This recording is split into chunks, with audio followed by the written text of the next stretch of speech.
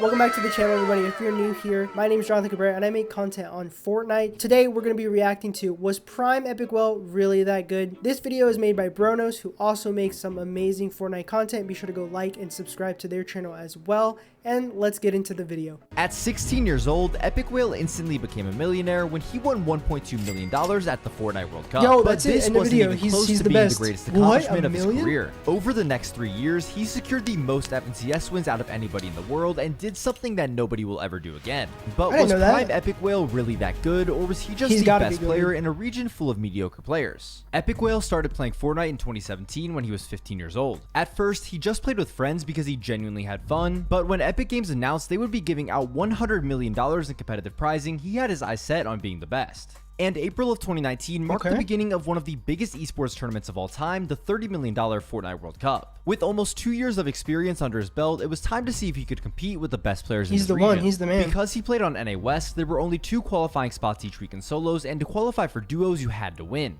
This meant his road to the finals would be a bit more difficult, but this did not seem to matter because he won the second week of solo qualifiers, securing $50,000 and a spot in the World Cup. Nice. At this point, his only goal was to qualify for duos as well, but that was going to be a bit harder. He played the first 4 qualifiers with Sealmat, and while they came close, they weren't able to win. So for the last week, he switched teammates and played with 40R Storm, who also qualified for solos. And while they played extremely well, they finished in second place, which happened to be good enough to qualify because the first place team had already qualified. This performance made them 2 of the 24 players who were competing in the solo and duo World Cup finals. And after this, EpikWhale started to take off on social media, especially his Twitch, where he was averaging 300 viewers every time he went live. And this was just the start. When it was finally time for the World Cup finals in New York, him and 40R Storm were contested, so they didn't expect to do too well, but still finished in 12th place. Dang. And the next day was the solo tournament, which was Epic's specialty. Leading up to that day, people were saying that Mongrel, Tfue, and Clix were the favorites to win, completely counting out EpikWhale since he came from NA West. And this would be a common theme throughout his career. Wait, does NA West suck or something? Another thing he did a lot throughout his career was prove people wrong.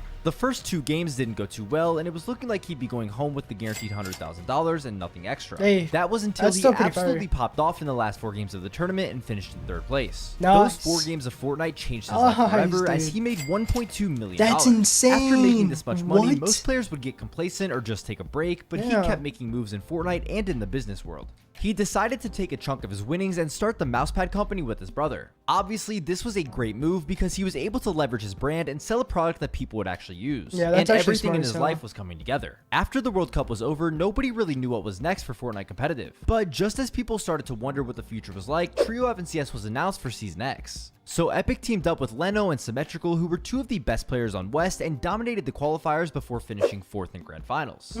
This would be EpikWhale's worst FNCS placement for the next 2 years. And Chapter 2 would mark the beginning of the most ridiculous Prime in Fortnite history. In Chapter 2 Season 1, he decided to play with Rex, Edgy, and Scented for Squad FNCS. Although they were the favorites to win Grand Finals, the team who finished in first won 3 of the 6 games, so they obviously weren't going to outplace him. But still, a 3rd place finish was solid. Epic was averaging over 1,000 viewers on Twitch, and his YouTube videos were blowing up. Dude, that's awesome. He was not satisfied. And in Chapter 2 Season 2, he pulled off something that nobody will ever do again. You see, in this season, aim assist was extremely overpowered. This made the game really boring, and players on keyboard and mouse were tired of dying to aimbot. So EpikWhale took the saying, "If you can't beat him, join him," seriously, and switched to controller for the entire season. The thing is, he only had 2 months to get good on controller before FNCS finals, which was not that much time. Heard about this. But when you take one of the smartest players in the game, give him aimbot and the perfect duo to lead for him in endgame, you get domination. I have 2 builds. This guy's no mask. Got the low. 140. Yo. I'm popping a mini. It's a solo. 2v2. Ready? I'm gonna edit him out. Break him out. Number 3. Nice.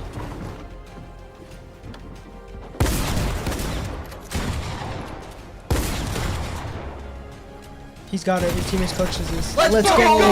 No way! Let's fucking go! You just sit on them! Oh my god. You have mask? 75. Spinning on him?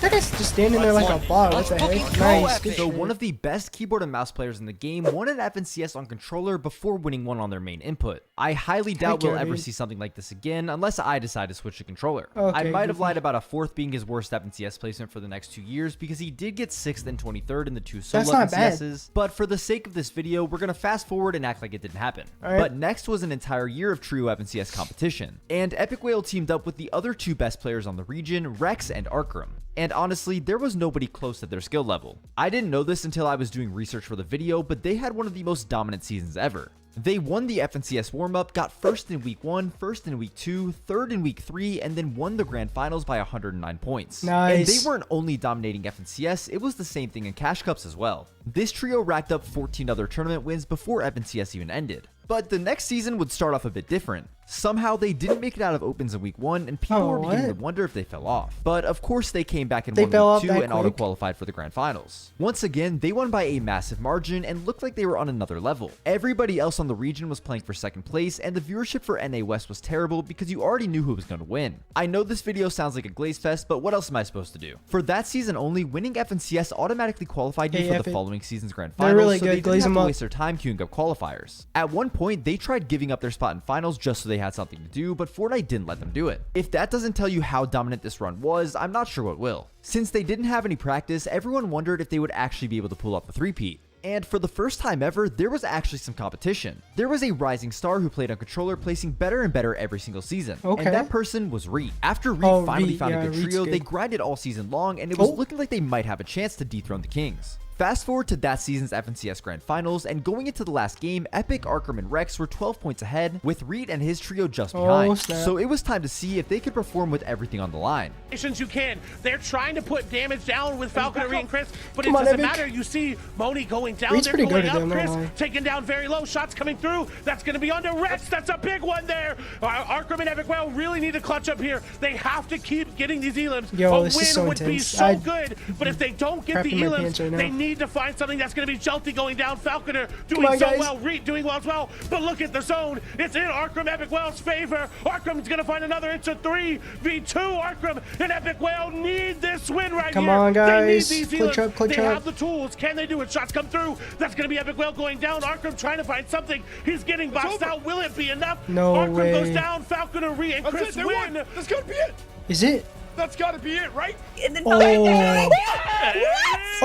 they won. the fourth time, back to back to back They won? to back champions, Yo, let's go. breaking 407 points. They set the record for the most points across all I don't know why regions I got nervous. this season's What the heck? finals. I cannot believe that they did the unthinkable, Kelly. Even though Reed's trio won the last game, the second place finish was good enough to pull out the 4-peat. 4 FNCS wins in a row is unheard of and will probably never happen again unless Peter does it in Chapter 6 Season 1.